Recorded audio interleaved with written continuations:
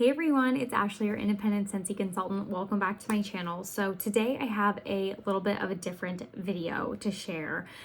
This is not customer focused necessarily, it is more consultant focused, but when I asked recently on Instagram some videos you guys wanted to see from me, I got some feedback about wondering if I could talk about like how I do my Scentsy mail and like label making, kind of, I think I'm gonna call this like the ins and outs of Scentsy mail. And I'm gonna touch on labels, and it's not gonna be like my system for mail necessarily, but just some helpful tips to get you going in the right direction with mail. Also, Jemmy's running around, so you're probably gonna hear her in this video. So I just want to start off by saying this is not a requirement. You do not have to do mail outs. It's all your personal preference. But just because you see other people doing mail does not mean you have to do mail as a Scentsy consultant. So while I personally enjoy mail, it's not required. Also, I want to say do what you can afford. Mailing is not the cheapest thing to do. I mean, sending emails is free. Sending texts is free to a sense. Obviously, you have a phone plan, but contacting your customers virtually or, via email, text, whatever, is obviously a lot less than sending them mail. And depending what you're contacting them about, it's way more efficient. But if you want to send out samples or send thank you postcards or handwritten cards that say thanks or whatever, it does come with the price tag. So do what you can afford. Don't go over and beyond for Scentsy mail. Also, I will say, kind of just like a side pivot to that, if you're just starting out, you may, or even if you're larger, you may get a lot of people asking you for samples or like mail outs who may not be your customers. Maybe they want to try something. Do with that what you will, but obviously if you don't have a large customer base, maybe you don't have quite the amount of income yet, be careful who you're sending things to who aren't your customers. So that's all I'll say. Okay, first I want to start off by saying it took me so long to realize this, but you can actually just order stamps right from the USPS website and they will ship them right to your house for free. You pay the price of the stamp you buy, but then they just ship them right to your mailbox. So you don't have to go into the post office to necessarily like ask them. I don't know. Going to the post office, I feel like whenever I asked for stamps, they would always give me the wrong ones. And then I would like buy the wrong ones, and I didn't want to argue with them about like what stamp I specifically wanted, even though I had already told them. Because generally I'm not buying like a regular stamp. I want a specific kind. So going into the post office for me wasn't working very well. So I've actually started ordering them online. You do have to have them shipped, so be mindful about timing of that. So if you need to do mail outs tomorrow, you probably need to go to the post office. They're not going to ship that fast. I think their shipping is like 10 days or something. It'll tell you online what their like time frame is for shipping, but generally mine come pretty fast. So if I know I'm going to do mail outs at like the end of the month, just at the start of the month, I'll just place my order for stamps and then they'll be here about mid-month and then I'll be fine for the end. So same with obviously your other supplies. If you need envelopes, buy those before the day you're gonna actually do your mail outs. Just like buying things in advance. But you can actually order your stamps right from USPS.com. Something else that's important though, you want to know what stamp you need to buy. So there's 1,000 different types of stamps on USPS.com, but you can actually sort them or filter them by denomination. So the cheapest stamp you can get, the cheapest stamp to actually send something is a postcard stamp. So you may see like 1 cent, 2 cent, those types of stamps. Those are just like adding money to get you, if you have like a thicker envelope, you need to add more money. To actually send just like one piece of mail, you have to get at least a postcard stamp. So a postcard is just this like one piece of paper. You've probably all seen these. This requires only a postcard stamp, which is the cheapest. If you're sending out regular mail like this, it needs a forever stamp, which is like 58 cents these days. Yeah, it's kind of expensive. So a postcard stamp is maybe like 40, and then the regular is 58. So they are usually, like the flags, or generally they have like different holiday themed ones, which is fun. They usually have the most in that type of stamp. But then there's also a 2-ounce stamp, which is 78 cents, I want to say. So you can get those. They generally only have like 2 options, and they're like wedding themed generally. I think because most wedding cards are thicker, like wedding invitations or save the dates like that, and so people end up buying those types of stamps for weddings. I think that's why they're like designed like that. They have a lot of like florals on them. But they work the same. So they're a 78-cent stamp, I do believe, is the price at this current time. They change frequently. They've gone up like 3 times since I've started as a consultant. So just FYI. Also, to get to that 2-ounce level, you could take a regular stamp and a additional ounce stamp, which is 20 cents. You can use both of those stamps to make a 78-cent stamp. So it's the same price no matter how you do it. One's just 2 different stamps. One is just the 78-cent. And kind of the difference between the two is if you just mail this with like paper in it and stuff, and it's thin enough and no bumps, you can send it for a regular stamp. If it's like lumpy, like maybe you have chopped samples in there, or I don't know, that's generally my situation, you want to put a 2-ounce stamp on it or more than a forever stamp, because it won't go through the machine, and so you have to pay extra for that. So, and don't put a 54, 58, whatever cent stamp on it if it is bumpy, and then it goes to the machine, they'll just send it back to you because it's too lumpy, like you didn't pay enough. So there's also an 88-cent stamp, I think, which is actually a non-machinable stamp. So I think that's like the highest. I mean, you can add as many stamps as you want, so I don't know that that's the right term, but I think it's like the highest you would want to go for actually like mailing an envelope. I think what the situation is, the difference between the 2-ounce and the non-machinable, because I bought both, but I've only bought the non-machinable on accident when the people aren't comprehending what I'm trying to buy. They're like really big. They have butterflies on them. They say non-machinable. I think they're used when the stamp is over 2 ounces, and also like still really bumpy and stuff like that, because they're 10 cents more than the 2-ounce, but I don't and they obviously can't run through the machine still, like the 2-ounce don't run through the machine either, I don't think. But I think that's the only difference. When I bought them on accident because I didn't really want those, I was like, why are these 10 cents more? Like, why were they so expensive? But they just say non-machinable right on them. So I think that's why. I could be wrong, honestly. Just you can Google anything, just double check. But the most common things I buy are the postcard stamp, a regular stamp, the 2-ounce, or the additional ounce type of stamp. And then I do have some non-machinable that I use when my envelope's really thick, just as a backup or emergency. So also I will say all post offices are a little bit different on how stingy they are about your envelopes. So I know some people can get away with sending like certain samples, even chopped samples, in an envelope with a regular stamp on it. It kind of just depends, because really it tells you the guideline on the USPS website, or if you just Google, it says like so much thickness needs to be this. If it has any bumps, it needs to be non-machinable. If it's over an ounce, give it the additional ounce. There's rules, but I think just depends what post office you go to, how nice they are, or if they're really annoyed with all the mail you send out, maybe they are a little bit more stingy about it. So just beware.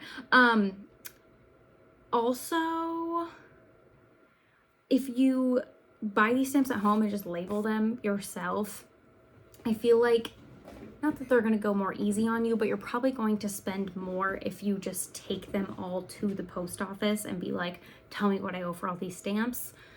I just feel like you'll probably end up spending less if you do it yourself, just because they'll probably err on the side of like giving you the most postage and making you spend the most. But I'm just saying. Okay, so I have 3 examples of different types of mailers that I generally use. And I'm going to talk about like the differences between the two and why you would maybe choose an option. So the first one I'm going to talk about is the postcard. So we did talk about this only needs the postcard stamp.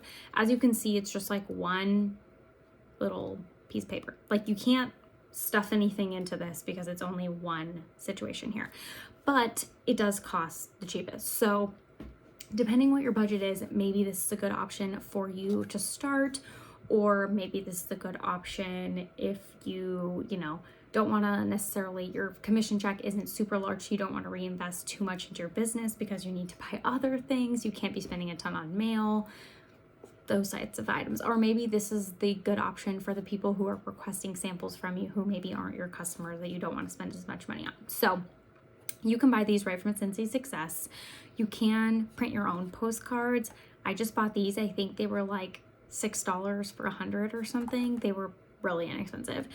And all you do is right here you can put your label, right here you put your stamp and your return address. This is blank, so you could write a little, you know, thanks so much for your inquiry about Scentsy samples. On the back, I have rub and sniff stickers for you to experience.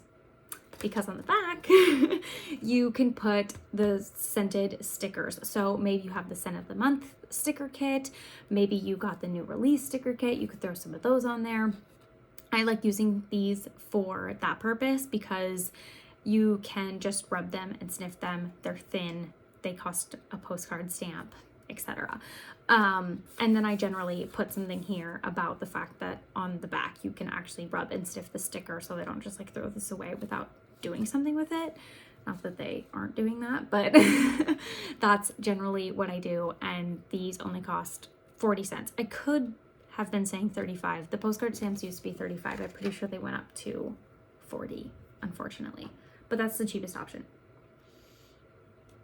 Okay, next, what I do for the most part, this is like majority of the mail I send out, I use a number 10 envelope. So I just got these plain ones from Walmart. You can get fancy like colored ones if you want from Amazon. You can do all of that, but I just went for ease and I got these from Walmart because I needed them. So this shape is called a number 10 envelope. You can get other shapes. You can get like this size of envelope. I think these are called, oh gosh, I don't know. They're like note card size. They're smaller than the postcard. But be careful of the shape of your envelope. If it's like larger like this, but it's like a flat envelope, they may charge you more in postage just because it's bigger. Once again, on the USPS website, it will tell you like what your shape of your envelope should be in and what it's going to cost you for postage. So I generally use this. Like I said, if you are just putting like a scent of the month flyer with a sticker in there or something flat, like maybe some pamphlets, a folded up product list, things like that, it should just cost you 1 stamp. I do believe if it's over, oh gosh, is it like 1/4 of an inch maybe, then it's technically like over the limit. If it's bumpy, it could be over the limit. Like say you maybe have like a lot of like samples, or you put in there like confetti, which I don't put in flat envelopes because that defeats the purpose to me. Like that's too much. Things like that would cause bumps would maybe cause it to go over that limit. If you have like a sample that's chopped so it's bumpy, that would probably make you go over the limit. You could maybe put a felt sample in here in your baggie and it might be flat enough depending what you have in it. Just, it's kind of depends on your post office, like I said, but that's generally, this is what I use the most because a lot of the things I send, I'm not sending, you know, like a party pack to everybody. I'm generally sending maybe like a scent of the month sample or a recent release sample with some news, maybe some Scentsy Club stuff, a product list, things like that. And it generally fits best in here. And then I don't have to send them a package, but they get more than they would get with the postcard. So these are my best friend. But these do require that at least forever stamp, if not the additional ounce stamp. So they are spendier than the other ones. And then we'll talk about labels at the end or in a little bit. And then I also brought this bubble mailer, which is considered a package. So these are your spendiest item. Don't send these to every customer unless you can afford it, because they are definitely the most expensive option. So these you have to make a specific shipping label for, and generally the cheapest I've ever seen is like maybe $3 and change. So I would say it's going to cost you at least $3 to send this to somebody, even if it's somebody in your town. Like, it's going to cost $3. So be wise about using these, but you know, they're fun. I really enjoy sending them, but I try to send them with only things that I like can't fit in my envelopes, because they are they're like at least a $2 increase from the envelope. So things I would use this for are maybe if I'm sending like a party pack, or if I'm sending someone a couple bars, or maybe I'm sending out a VIP type sample mail where I know the samples are larger, so they're not going to fit in the envelope. Maybe I'll put them in here. So those types of mailers, then I usually will like stuff in my confetti and like extra paper. I can put extra fun things in here because I know I'm already spending the money on shipping. I may as well just make it extra fun. So for these, your best route that you're going to get for these is to use pirate ship to make your shipping label. Don't take these to the post office. They will definitely charge you more than you will on pirate ship. All you need for pirate ship is a scale, and you can buy a scale off Amazon. You could buy it at Walmart. They're not that expensive. Some people look up kitchen scale, but you could just look up postage scale as well. And you just need the one that you set the item on and it reads out how many pounds and ounces it is. You don't need a fancy one that like will print you a label and all that. You just need one to tell you the weight. So after that, you can make a free pirate ship account. You enter in all the information. You just would say like, this is, I think 6x9 or something like that, 5x8, something like that. And then you put in how much it weighs and it'll tell you how much it costs. The added benefit with these is they also come with tracking, so you can see when it actually makes it to your customer, or they can see when it's on their way to them as well.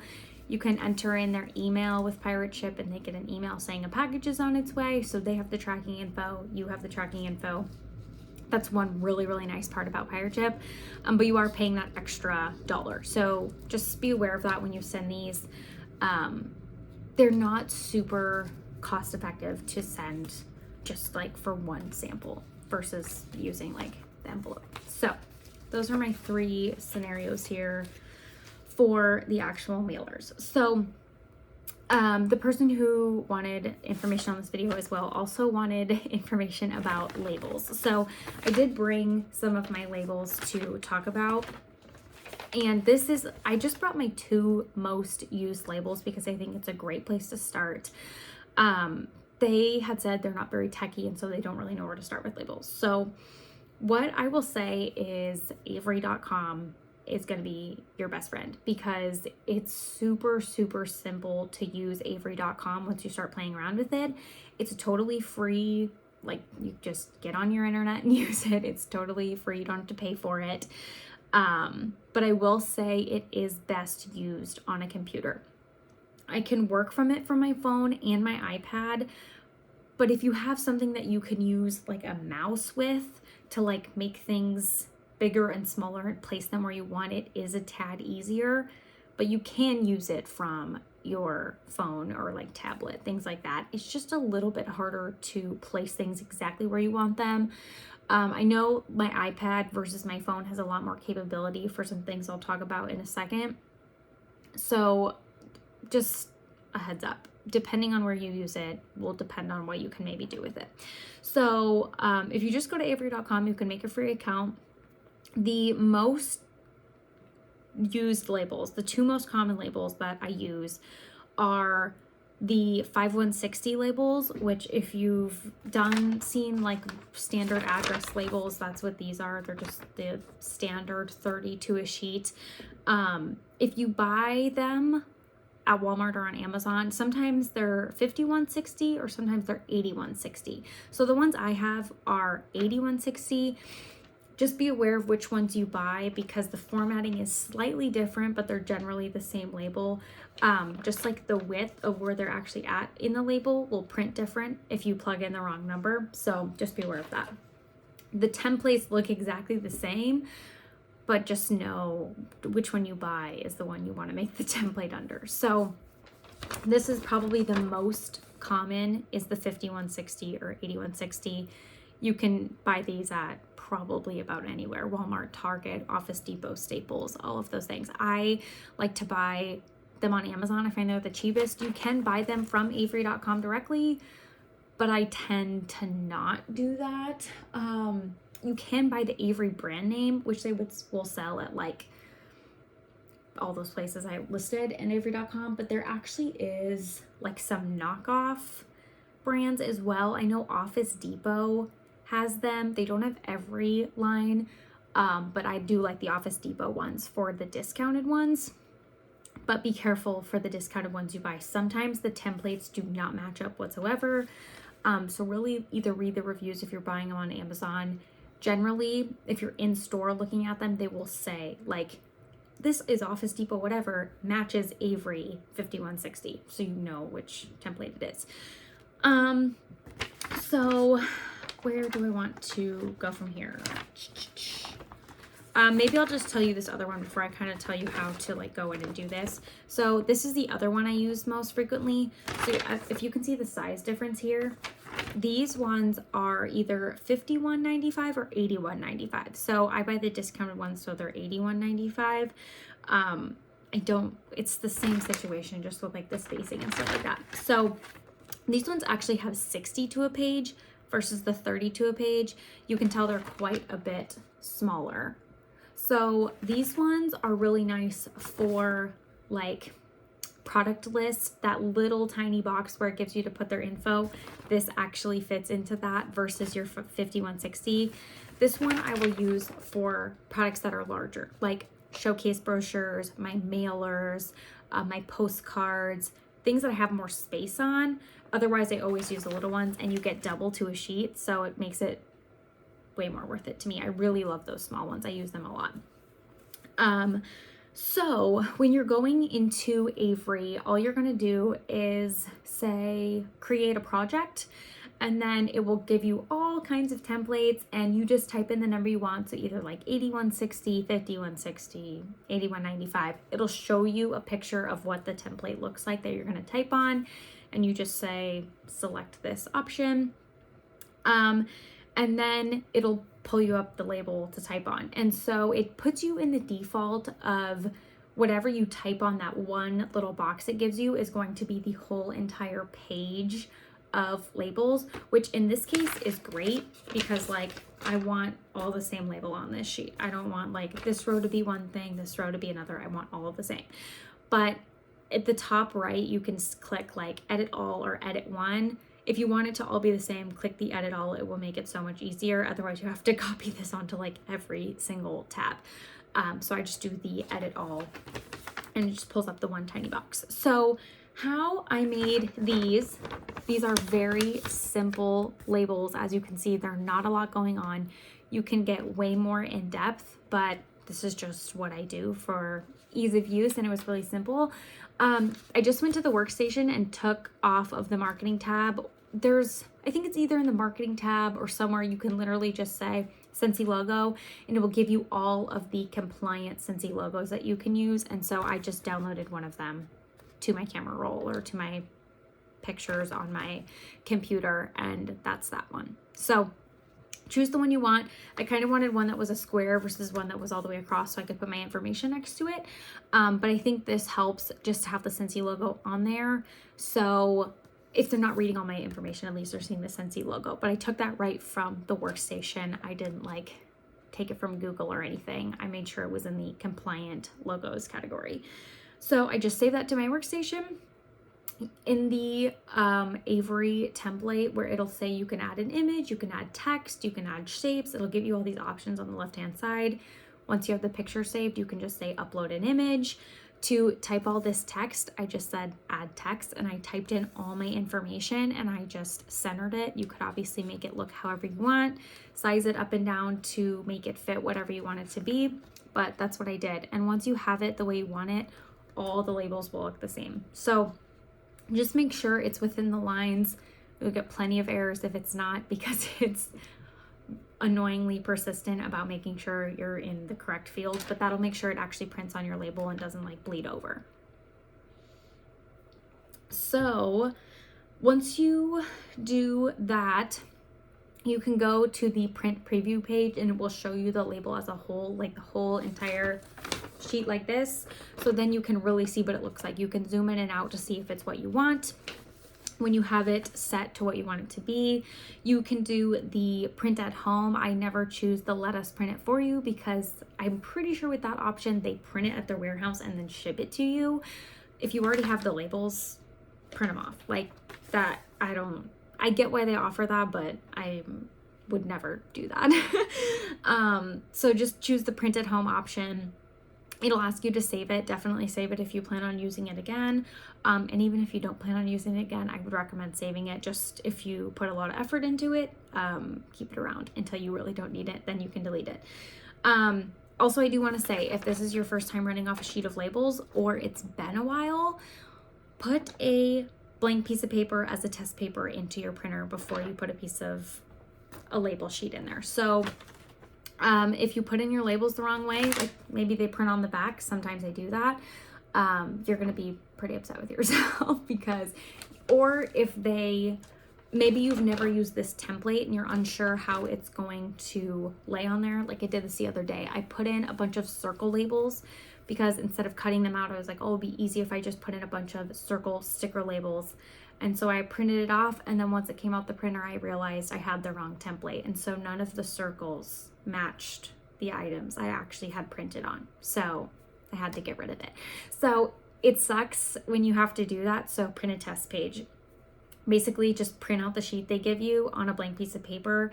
And then you can either like hold it up next to this to see if you have it right. You could even write like top on it so that when it goes through the printer, if you have a really fancy printer that like goes through a bunch of cartridges, and maybe flips around a bunch, sometimes that happens. Like I know my printer at work, when I print labels there for like mailers, it starts like this and it ends like this, versus my printer here goes just like down and through. So just be aware of that. That could happen. Run a test page so you don't wreck your labels. If you happen to print them on the back, just like flip them around and run them through again. Sometimes they'll smudge, but sometimes they do fine. I at my home printer never have an issue if I have to flip them over. On my work computer, sometimes I do though. So just a heads up. It probably depends what kind of printer you have. I just have a HP inkjet. It's not a laser printer, it's an ink printer. So, okay. Next, I wanted to finally just talk about address labels. So we've talked about these labels, which are the simpler of the two in my opinion.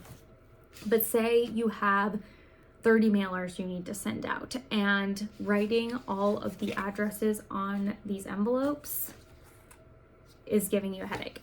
If you are sending them to customers you already have in your contacts tab in your workstation, you can actually export that and import it into Avery. I'm going to tell you how. If it's customers you maybe don't have in your contacts tab, either just add them into your contacts tab, or you can just add them to the spreadsheet that we're going to pull down. I would recommend putting them in your contacts tab so they get your marketing emails and everything. So if you log into your workstation and go to the contacts tab, there should be a checkboxes on the left hand side where you can either say like select all or check your people. I would just say select all, honestly, unless you maybe have like your last, if you want to sort by last purchase and select the last 30 or something. You can select them on the left-hand side, and then there should be on the middle portion, there should be a little bar that says export to Excel. If you click that, it will export all of the data to an Excel spreadsheet. If you have a Google computer that doesn't have Excel on it, you can actually do the export to Excel and then just open that file and say save as Google Sheets. So I was nervous. We have a Google, like a Chromebook, so it doesn't have any Office products on it. I was afraid it wasn't going to actually pull the info through for me. But you can just open up the Excel and say save as Google Sheets, and then you can still edit it the same exact way. If you have an Office, like a computer with Office products on it, you're not going to have an issue with this, but it works both ways, so you're totally golden. You probably can't do this to your phone. You're probably going to need to do this to a computer, just saying. Then once you have the spreadsheet, you can edit it as you see fit. So if you think, maybe you want to clean up some like street addresses, if you think they're in a weird format, or maybe somebody like didn't capitalize their name and you want it to be capitalized when they made their account, or whatever, you can edit it however you want. Maybe this is where you want to add those couple extra non-customers that you were mailing to, or whatever the case might be. You can edit this spreadsheet now for the final, what you want it to say. Once you have that done, make sure you save it, of course. And in certain situations, when you upload and do mail merges, they will make you actually close the spreadsheet. So have that in mind. But one thing you want to do, if they didn't already, from the export, if it didn't already do this, you want to make sure you have a header at the top that says what the columns are. So like name, first name, last name, address, state, city, zip code, email, whatever the categories are that you want. Make sure your top row has those. Or if you are going to have to close your spreadsheet, make sure you know what they are. Like if column A is the first name, either write that down or make sure you know that, because you're going to need that for the mail merge. So once you're done with it, make sure you save it and potentially close it if you have to. Then in Avery, once you go to that, make a new label. So you type in 5160, you say use this template. On the left-hand side, and I tested this earlier, it did not work on my phone, but it did work on my iPad, and I know it works on my computer because I've used it there. It will give you an option to import data mail merge, and it kind of looks like a table. So if you click on that, it will bring you up another screen with a button that says start import and select saved file with info from the contacts. So you just click the little button that says start the import, and then it'll bring you to options to where you want to select the file. So you can do your computer. I think there was an option that said like my gallery. I think that's a built-in Avery function. I don't know what that is, but it'll also give you your Google Drive. So if you did that export to Excel and had to save it as Google Sheets, it'll be in that Google Drive section. It may just make you log in and connect to your Google Drive. Really simple. I just did it on my iPad like right before I started filming this. It was very seamless. And then of course, if you do have it in Excel, like through Office products, it'll just be right in that computer section. Just go to the folder you saved it in. Once you do that, you just select the thing and say next.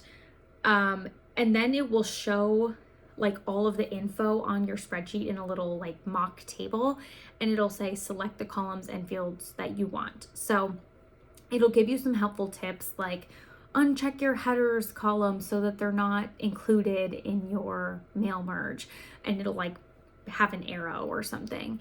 But say you have like email addresses in the spreadsheet and you don't want their email, like you don't want to add that, you can uncheck that. Or if you have certain people you don't, I would say the biggest portion here is if you have certain people you don't want in the mail merge, to uncheck their name, because the fields like first name, last name, address, like say you have random fields, maybe like phone number, email, last purchase date, those fields don't matter as much because we just won't put them in the merge, versus names matter more because anyone who's selected, their name will get thrown in there. And so you either have to delete them later, or if you just uncheck them here, they just won't even be included. So if you did the mail merge with like all your contacts and you didn't just like delete them from the spreadsheet, you can just like go through and uncheck who you want, or just do the uncheck all and then check who you want, depending on whichever is faster for you. Once you have that kind of settled, what you want that to look like, you can hit the next button, and then it'll say arrange fields, and you can just like drag over what you want. So, you know, you'll want to drag over first name, you want to drag over last name, you can enter, you can drag over address, hit enter again, city, state, zip code. If you have like an address 1 and an address 2 line, make sure you drag them both. You know, if people have apartments or unit numbers or things like that, make sure you bring both lines over. The one thing I will say too is don't, in the template where you arrange your label, don't put a comma between the city and the state. While it looks nice and professional on your label when it's printed, if you only have 15 labels you're printing, the comma will print on all 30. And then you can't reuse, well, you could reuse these labels, but they're going to have a pre-filled comma on them. They're going to be blank, but just with a comma. So I know, like me, at first I was like, can't not have the comma there. Like, it looks so stupid. I can't just put the city and the state and the zip code. But then I printed out a label sheet and it printed all of these extra commas on labels I didn't use. And then I was like, oh, that's why they meant don't use a comma. That the training I watched said specifically, like, don't put the comma in, but they didn't say why. That is why. So just don't fill that out. But then once you add in, like, arrange your labels and have it how you want it, so like name on top, addresses in the middle, and then your city, state, zip code on the bottom, you just say next. And then it'll either give you a sample one or just bring you right to the template of all of your labels. I think it brings you to like a confirmation screen. And then once you say done, it will probably just show you one label, the first one. By default, it's going to probably put you in the edit all tab. So any edits you make will edit the whole entire template, like the whole label form, all 30. If you want to make specific adjustments to, say, Susie Q, you really want to make sure her address was correct, click the select one at the top right. Instead of the edit all, it's edit one, and then you can click on which label specifically you want to edit. So you can click through them all. That is probably just like my last little housekeeping tip. And then same way as before, you can just say print it myself, preview and print, run it off, do a test page if you need to. But then they'll all be like this, and you can just peel them all off and stick them right to your label, instead of having to hand write all of the labels. So, and then you can do that with your own as well. Like this, you could just put your address, like return address, if you want to put that on all of the envelopes. But those are so much easier because it's the same for each one. You don't have to like make an individualized one. So those can be just a little bit more complicated, but it's really simple once you do it a couple times and all the information is like right on your computer. You could probably do it from your iPad even. So I think that's all the tips I had. If you have anything else specific you would like me to touch on, just let me know and I can maybe do another not quick video about it. But those are kind of all the things that I kind of thought of for like the basics, I guess, of ins and outs of Scentsy mail. So I hope you enjoyed. Let me know if you have any other questions down below, and hopefully I can get back to you either with another video or responding to your comment, and I'll see you next time.